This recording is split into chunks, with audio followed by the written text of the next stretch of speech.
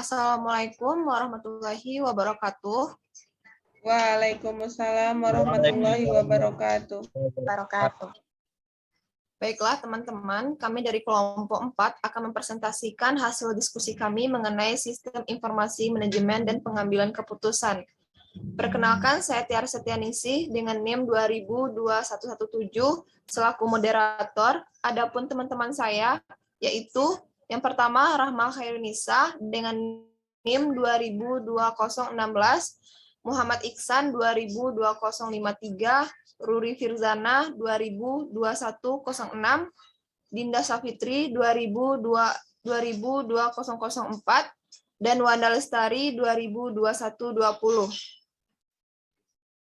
Pada pertemuan kali ini kami akan membahas mengenai sistem informasi manajemen, pengambilan keputusan, jenis pengambilan keputusan, klasifikasi pengambilan keputusan, tahap-tahap pengambilan keputusan, unsur-unsur dalam pengambilan keputusan, tingkatan dalam pengambilan keputusan, dan dukungan sistem informasi pada pengambilan keputusan. Pembahasan pertama mengenai sistem informasi manajemen akan disampaikan oleh saya sendiri. Salah satu fungsi yang sangat penting dalam kepemimpinan yaitu pengambilan keputusan. Seorang pimpinan sebagian besar waktu, perhatian maupun pikirannya dipergunakan untuk mengkaji proses pengambilan keputusan. Semakin tinggi posisi seseorang dalam kepemimpinan organisasi, maka pengambilan keputusan menjadi tugas utama yang harus dilaksanakan. Perilaku dan cara pimpinan dalam pola pengambilan keputusan sangat mempengaruhi perilaku dan sikap dari stafnya. Pengambilan keputusan adalah sebuah hasil dari pemecahan masalah, jawaban dari suatu pertanyaan sebagai hukum situasi, dan merupakan pilihan dari salah satu alternatif dari alternatif yang ada, serta pengakhiran dari proses pemikiran tentang masalah atau problema yang dihadapi. Pengambilan keputusan memiliki dua kapasitas khusus, awal dari sebuah kegiatan manusia yang sadar dan terkoordinasi, baik secara mandiri maupun dalam pertemuan, baik secara kelembagaan dan organisasi, dan sesuatu yang maju atau dampak terus berlangsung. Sistem informasi manajemen dibentuk guna mendorong keputusan-keputusan manajemen pada area-area problema. Itu adalah delicious super system. Jadi, delicious super system sama dengan sistem informasi manajemen, dan sistem informasi manajemen sama dengan delicious super system.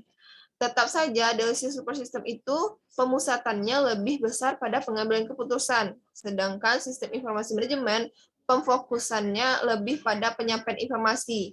Jadi, sistem informasi manajemen adalah alat penyaji informasi. Informasi apa yang harus disajikan, bagaimana rupa dan karakteristik sistem informasi itu sendiri sangat ditentukan oleh fungsi yang dipikulnya. Sesuai dengan tujuannya, sistem informasi manajemen diharapkan mampu membantu setiap orang yang membutuhkan pengambilan keputusan dengan lebih tepat dan akurat. Untuk itu, manajemen sebagai pengguna informasi membutuhkan suatu sistem pendukung atau super system yang mampu meningkatkan pengambilan keputusan. Sistem informasi manajemen terutama untuk kondisi yang tidak terstruktur ataupun sistem pendukung untuk tingkatan tertentu saja. Baiklah, sekian pembahasan dari saya. Selanjutnya mengenai pengambilan keputusan akan dibahas oleh Rahma Khairunisa. Pada Rahma dipersilakan. Baik, terima kasih moderator. Di sini saya akan menjelaskan materi terkait pengambilan keputusan. Pengambilan keputusan merupakan sebuah hasil dari pemecahan masalah, jawaban dari suatu pertanyaan sebagai hukum situasi, dan merupakan pemilihan dari salah satu alternatif yang ada, serta pengakhiran dari proses pemikiran tentang masalah atau problem yang dihadapi. Adapun hasil dari pengambilan keputusan adalah keputusan atau decisions. Salah pengambilan keputusan dapat berakibat pada organisasi yang dapat dirasakan langsung dan mempengaruhi pengambilan keputusan di masa yang akan datang. Pengambilan keputusan merupakan proses identifikasi berbagai alternatif solusi terhadap permasalahan organisasi. Pengambilan keputusan adalah suatu proses pemikiran dalam pemecahan masalah untuk memperoleh hasil yang dilaksanakan. Dalam manajemen, Pengambilan keputusan atau decision making memegang peranan yang sangat penting karena keputusan yang diambil oleh manajer merupakan hasil pemikiran akhir yang harus dilaksanakan oleh bawahannya atau organisasi yang ia pimpin. Kelalaian dalam mengambil keputusan bisa merugikan organisasi, mulai dari kerugian citra sampai pada kerugian uang. Baiklah, sekian penjelasan materi dari saya kembalikan kepada moderator. Baik, terima kasih pada Rahma Khairunisa. Selanjutnya pembahasan mengenai jenis pengambilan keputusan dan klasifikasi pengambilan keputusan akan dibahas oleh Dinda Safitri. Kepada Dinda dipersilakan. Baik, terima kasih moderator. Di sini saya akan membacakan tentang jenis pengambilan keputusan. Adapun jenis pengambilan keputusan ada dua, yaitu yang pertama, pengambilan keputusan terprogram. Jenis pengambilan keputusan ini mengandung suatu respon otomatik terhadap kebijaksanaan-kebijaksanaan yang telah ditetapkan sebelumnya. Masalah yang bersifat pengulangan dan rutin dapat diselesaikan dengan pengambilan keputusan jenis ini. Tantangan yang besar bagi seorang analisis adalah mengetahui jenis-jenis keputusan ini dan memberikan metode-metode untuk melaksanakan pengambilan keputusan yang terprogram di mana saja. Agar pengambilan keputusan harus didefinisikan dan dinyatakan dengan jelas, bila hal ini dapat dilaksanakan, pekerjaan selanjutnya hanyalah mengembangkan suatu algoritma untuk membuat keputusan rutin dan otomatis. Yang kedua, pengambilan keputusan tidak terprogram. Pengambilan keputusan tidak terprogram ini menunjukkan proses yang berhubungan dengan masalah-masalah yang tidak jelas. Dengan kata lain, pengambilan keputusan jenis ini meliputi proses-proses pengambilan keputusan untuk menjawab masalah-masalah yang kurang dapat didefinisikan. Masalah-masalah ini umumnya bersifat kompleks, hanya sedikit parameter yang diketahui dan kebanyakan parameter yang diketahui bersifat probabilistik. Selanjutnya, klasifikasi pengambilan keputusan. Pengambilan keputusan atau decision making dapat diklasifikasikan berdasarkan 4 tingkatan organisasional, yaitu yang pertama, strategi decision making, yaitu menetapkan tujuan jangka panjang, sumber daya, dan kebijakan organisasi. Yang kedua, manajemen control decision making, yaitu membuat pemonitoran bagaimana sumber daya dapat dimanfaatkan secara efektif dan efisien, serta bagaimana unit operasi dapat berjalan. Yang ketiga, operational control decision making, yaitu menetapkan bagaimana menjalankan tugas-tugas khusus yang telah digariskan oleh manajemen dan menetapkan kriteria penyelesaiannya, serta alokasi sumber dayanya. Yang keempat, knowledge level decision making, yang berguna untuk mengevaluasi ide-ide baru tentang produk dan jasa, cara-cara pengkomunikasian ide tersebut, dan cara menyampaikan informasi keluar perusahaan. Sekian materi dari saya kembalikan kepada moderator. Baik, terima kasih pada Dinda Safitri. Selanjutnya pembahasan mengenai tahap-tahap pengambilan keputusan akan dibahas oleh Muhammad Iksan. Kepada Iksan dipersilakan. Terima kasih moderator. Di sini saya akan membacakan materi tentang tahap-tahap pengambilan keputusan.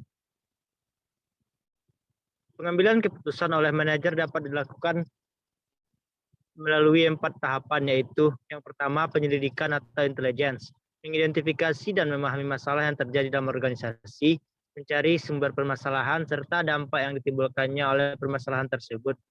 Yang kedua, perancangan atau desain, menentukan alternatif pemecahan masalah. Yang ketiga, pemilihan atau choice, meliputi pemilihan alternatif pemecahan masalah.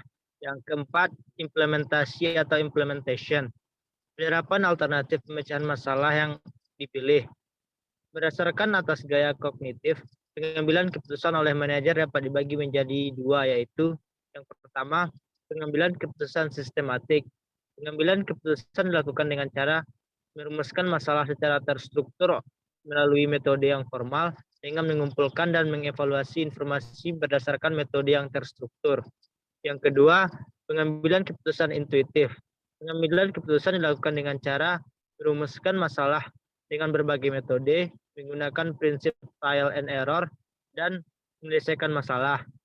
Dilakukan dengan mengumpulkan dan mengevaluasi informasi berdasarkan metode yang terstruktur.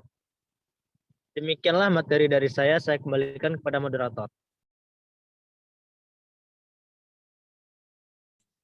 Baik, terima kasih kepada Muhammad Iksan. Selanjutnya, pembahasan mengenai unsur-unsur dalam pengambilan keputusan akan dibahas oleh Ruri Firzana. Kepada Ruri dipersilakan. Baiklah, terima kasih moderator. Di sini saya akan menjelaskan mengenai materi unsur-unsur dalam pengambilan keputusan. Proses yang teratur untuk mengambil keputusan mengandung 4 unsur. Unsur yang pertama yaitu model. Model ini menunjukkan suatu gambaran masalah secara kuantitatif atau kualitatif. Yang kedua yaitu kriteria. Kriteria ini menunjukkan tujuan dari masalah keputusan, misalnya untuk mencapai jasa langganan yang maksimum. Kemudian unsur yang ketiga yaitu pembatas. Ada faktor-faktor tambahan yang harus dipertimbangkan dalam pemecahan masalah keputusan. Dan unsur yang terakhir yaitu optimalisasi. Apabila masalah keputusan telah diuraikan dengan sejelas-jelasnya, maka manajer menentukan apa yang diperlukan atau kriteria dan apa yang diperbolehkan dalam pembatas ini. Pada titik ini, pengambil keputusan siap untuk memilih penyelesaian yang terbaik atau yang optimum. Cukup sekian penyampaian materi dari saya kembalikan kepada moderator. Baik, terima kasih kepada Ruli Firzana. Selanjutnya pembahasan mengenai unsur-unsur dalam pengambilan keputusan, pembahasan mengenai tingkatan dalam pengambilan keputusan dan dukungan dalam sistem informasi pada pengambilan keputusan akan dibahas oleh Wanda Lestari. Kepada Wanda dipersilakan. Baik, terima kasih moderator. Saya akan melanjutkan materi yang selanjutnya yaitu mengenai tingkatan dalam pengambilan keputusan. Jadi tingkatan dalam pengambilan keputusan itu terbagi menjadi 3. Yang pertama yaitu pengambilan keputusan tingkat strategis. Keputusan strategis ditandai oleh banyak ketidakpastian dan berorientasikan masa depan. Keputusan ini menentukan rencana jangka panjang yang mempengaruhi seluruh organisasi. Yang kedua, pengambilan keputusan tingkat taktis. Pengambilan keputusan ini berhubungan dengan kegiatan jangka pendek dan penentuan sumber daya untuk mencapai tujuan. Sementara pengambilan keputusan strategis sebagian besar mengandung kegiatan perencanaan, pengambilan keputusan taktis memerlukan gabungan dari kegiatan perencanaan dan kegiatan pengawasan yang hampir sama. Jenis pengambilan keputusan ini sedikit apabila ada kemungkinan untuk pengambilan keputusan terprogramkan. Dan tingkat yang terakhir yaitu pengambilan keputusan tingkat teknis. Pada tingkat ini standar-standar ditentukan dan hasil keputusan sifatnya menentukan. Pengambilan keputusan teknis adalah suatu proses untuk menjamin agar tugas-tugas khusus dapat dilaksanakan dengan cara yang efektif dan efisien. Materi yang terakhir yaitu dukungan sistem informasi pada pengambilan keputusan. Dukungan sistem informasi manajemen pada proses pengambilan keputusan meliputi 3 tahapan, yaitu yang pertama penelusuran untuk pemahaman masalah yang terdiri atas usaha-usaha penyelidikan lingkungan yang memancing keputusan. Yang kedua, pengakuan adanya masalah. Tahap yang kedua yaitu desain untuk penciptaan pemecahan masalah yang meliputi usaha-usaha. Yang pertama, penemuan alternatif-alternatif pemecahan masalah. Yang kedua, pengembangan alternatif-alternatif pemecahan masalah. Dan yang ketiga, analisis di arah tindakan yang mungkin. Dan tahap yang terakhir yaitu pemilihan untuk pengujian kelayakan pemecahan masalah yang melibatkan seleksi arah tindakan dan pelaksanaannya. Baiklah, sekian materi dari saya kembalikan kepada moderator. Baiklah, terima kasih kepada Wanda Lestari. Baiklah, demikianlah penyampaian materi dari kelompok kami. Saya selaku moderator dan perwakilan dari teman-teman, mohon maaf jika ada kesalahan kata. Saya akhiri dengan wassalamualaikum warahmatullahi wabarakatuh. Waalaikumsalam warahmatullahi wabarakatuh.